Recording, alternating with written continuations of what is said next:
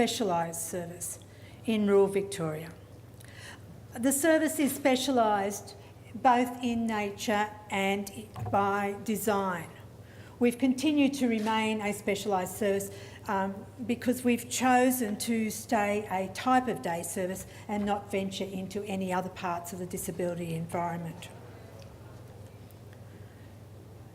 Our mission is the whole decision-making process within the organisation. Our mission says creating pathways into the community, and it is the basis on which all decisions are made and all activities are developed, and how we interact with both people with a disability, their families and the local community. Our philosophy has evolved from our past and also from our vision for our future. And these are the visions that we have for our community. It's a community where people can experience a sense of belonging, where values are wide-ranging, and people can be appreciated for who they are and for what they can do. The vision also includes a community where opportunities for each person are encouraged and where people with disabilities are able to achieve their dreams and their aspirations. The environment in which we operate is continually evolving and becoming more complex, and it's the same for everyone. While we've welcomed the higher expectations from people and their families, from government departments and from our community partners, we understand that these expectations are putting more and more pressure on us, as well as we move through the quality journey into the NDIS. And we can safely say that the disability environment is changing day by day. 5 years ago, we made a commitment to innovative and flexible solutions and to promoting participation and inclusion for people with disabilities. We looked at a fundamentally different way of providing services to the people that access our service. It was a different way of looking at services, and it was a different way of people interacting with different people in the community, the places they pursued the activities and the people in which they shared these activities. We got a researcher to look at where we came from, and we looked at the number of people that came into our service from institutions. So we wrote a history of the life in institutions in Victoria and those people as they moved out of the institutions and into the Shepperton community.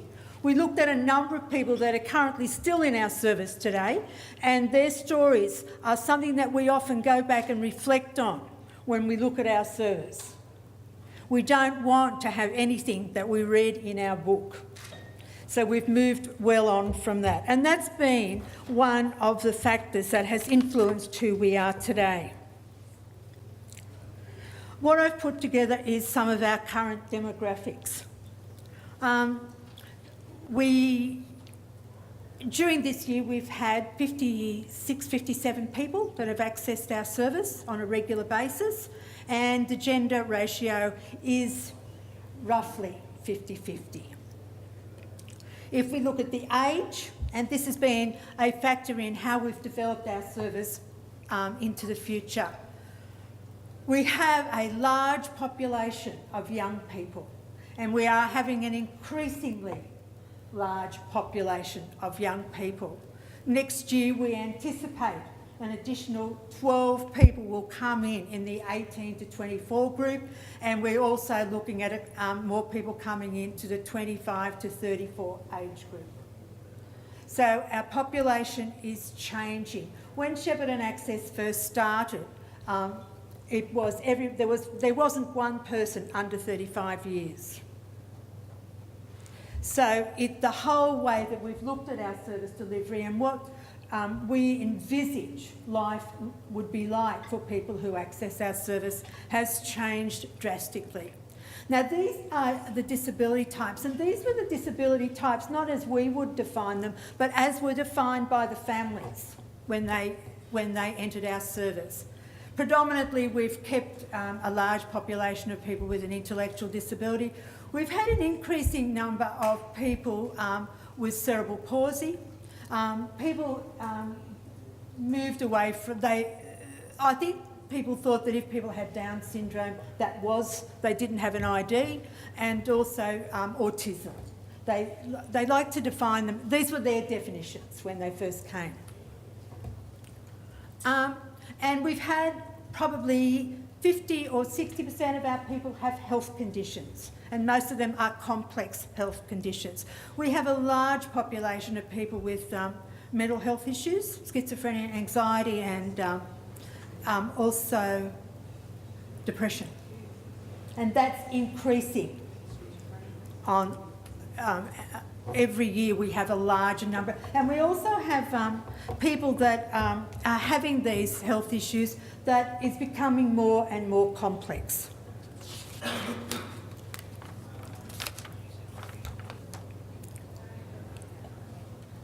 Our service model that we've developed of more recent times focuses on people and partnerships. It's focusing on people with a disability and partnerships with them and their families. When people come into our service now, we don't talk about programs or activities, we talk about people, we talk about their dreams, we talk about their desires, and we talk about their aspirations and where do they want to be in the future. We would hope that many of them will not be with us in 5 years' time. We have most of the people that come in on a Futures for Young Adults package, and we would hope that most of them will move out by the time their package has expired. And up until this year, we've been very successful in that. In 2006, as a part of a Changing Days project, we looked at what we thought we were in the community and what we thought disability was in our community. And we looked at a citizenship model where people who have a community presence, which means they're in groups and may be in our building or out in the community. They have community participation, that is where they interact to some extent within the community, or they could have community included and be completely included in the community where they have little or no support to interact in the activities that they participate in each day. And once they got to that, we believed that they were citizens. Now, we had to transgress that a little bit, some of those definitions, to put into a more easily understand, so that we could put those ideas to families and to the people that come to the service. And we decided that we would collect data, and we collected data around these 4 things. We collected data about their community inclusion, about participation.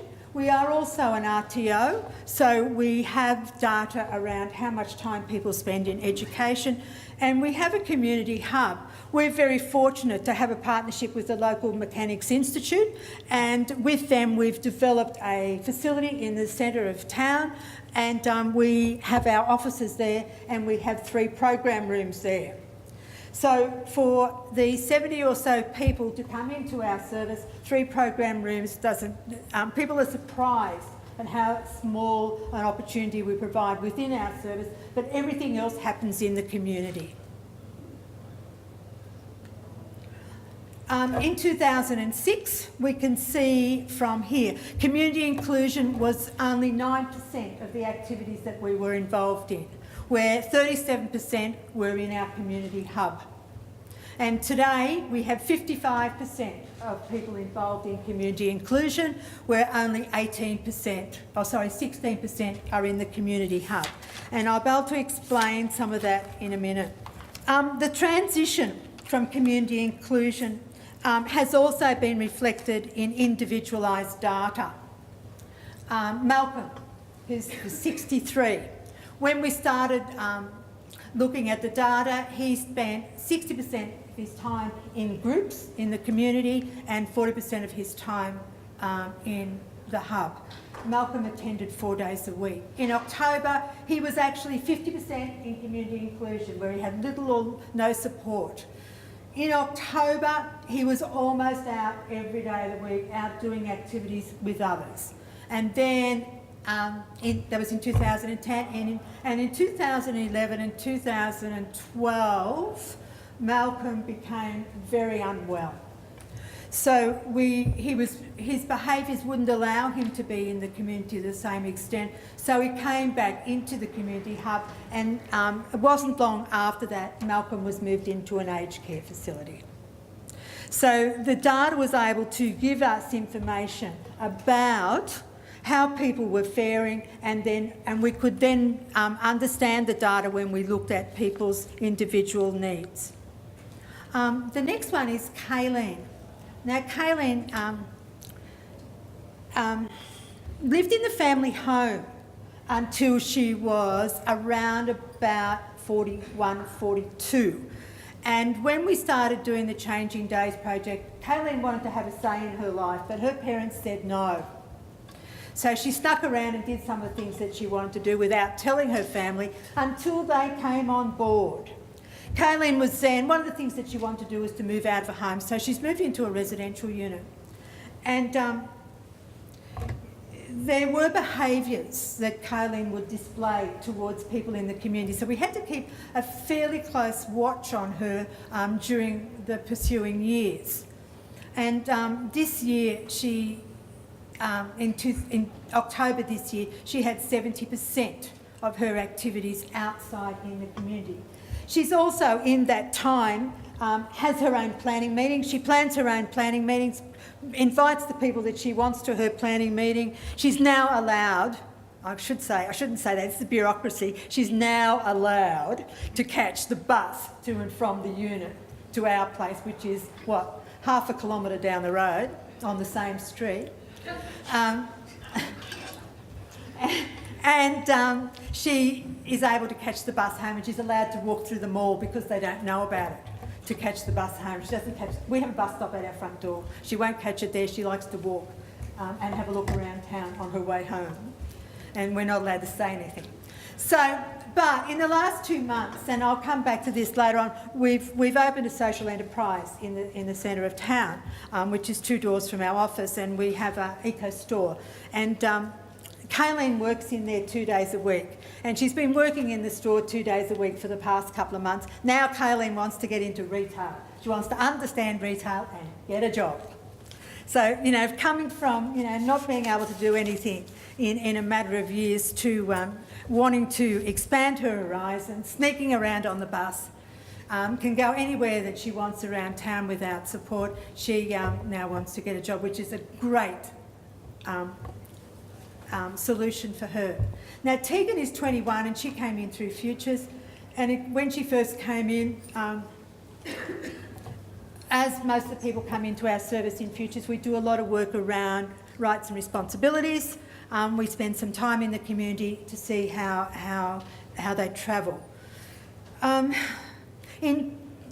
this year, there was a death in the family.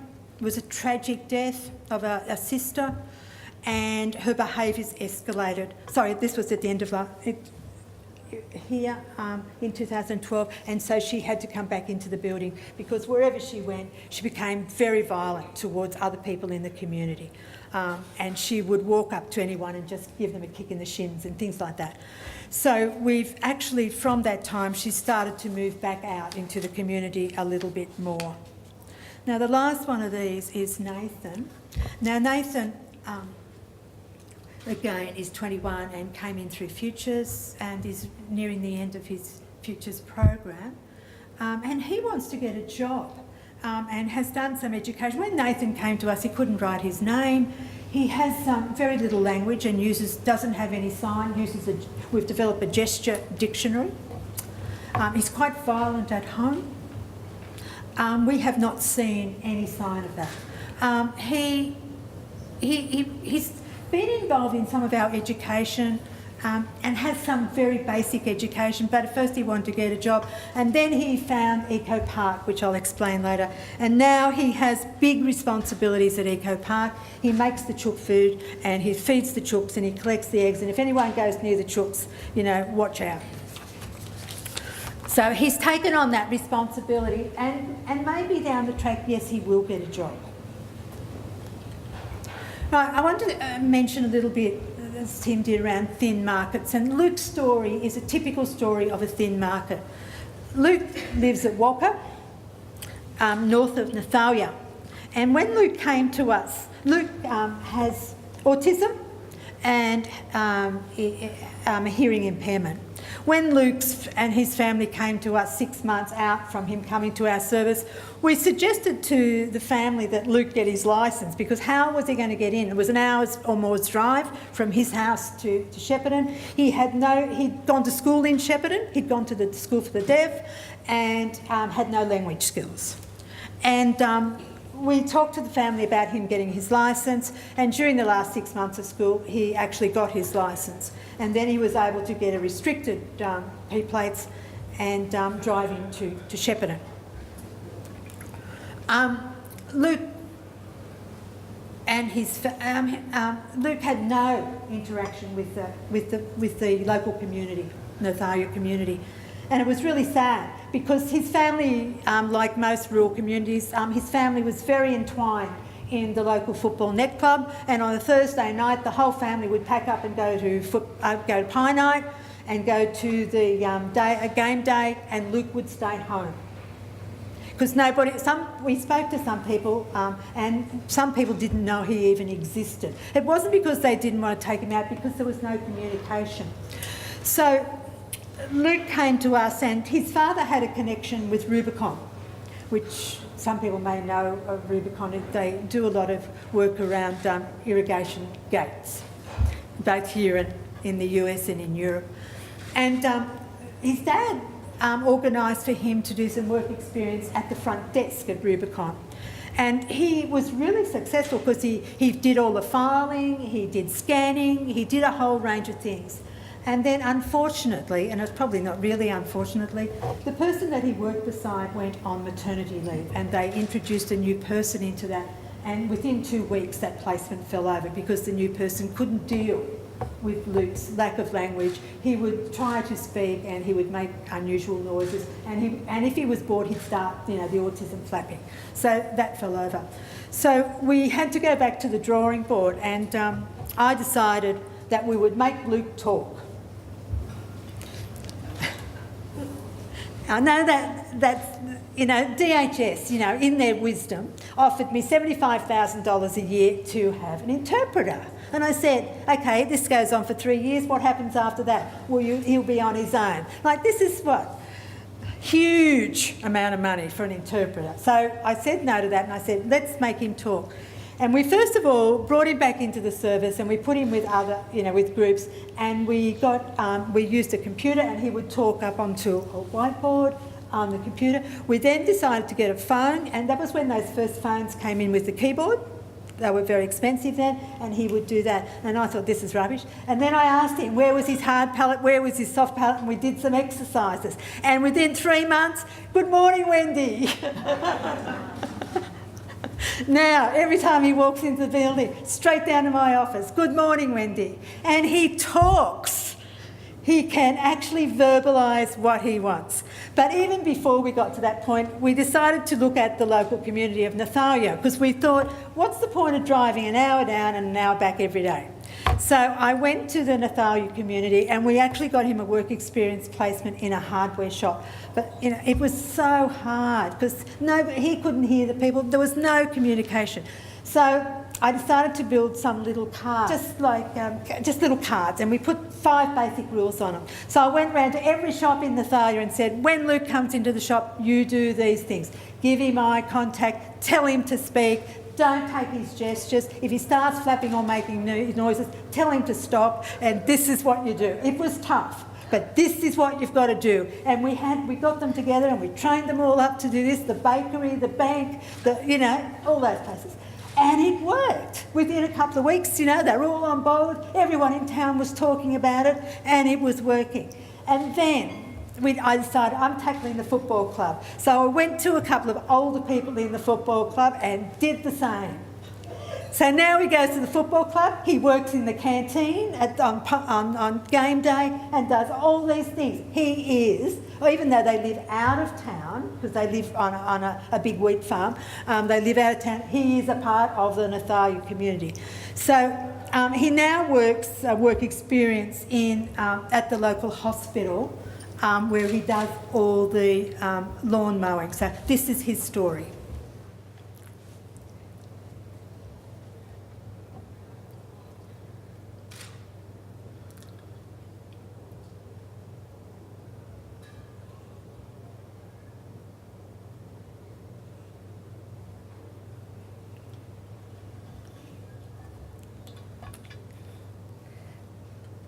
Okay, another one in a completely different, in a thin market, is Lisa's story. Now Lisa lives quite a distance away. Again, it's probably 3/4 of an hour drive. Lisa needs wheelchair access and she chooses to come to Shepperton. You can see there she spends, all her money is DHS money, she spends 48% of her ISP. She has a considerable size ISP on transport and she can attend 2 days a week. Well, what does the future hold for us and the people with disabilities and families in the immediate future? Most of it evolves around the transition to the NDIS. And during the transition phase, we will continue to build on our high quality services, our partnerships with local businesses and organisations, and we will also continue to provide what we call specialised services for those people who, I just wanted to mention, can I mention one thing about thin markets? One of the thin markets, mostly we talk about geographical thin markets, but I just want to talk about cultural thin markets. We've got people who have come out of refugee camps in Afghanistan, in Turkey and out of Middle Africa. They all come with a different language. They've all got not only ID but mental health issues. We've got cultural problems. None of them have been to school. It is just a mess, you know. And how do you provide services to those individuals in a country town like ours, where we have, and although we have a lot of people from all those areas, it is really challenging, and so far we've been quite successful, but I won't have time to talk about those. But this is about remaining relevant. You know, how do we remain relevant to everybody that walks in the door and wants services from us? We need to decrease our costs and improve our efficiencies. Tim talked about 5% administration costs and I fell off my chair. There is I'm not sure that we could do it for 5% in our business. We know we can't. So we've got to look at being a quality service and increasing the quality and the things that are...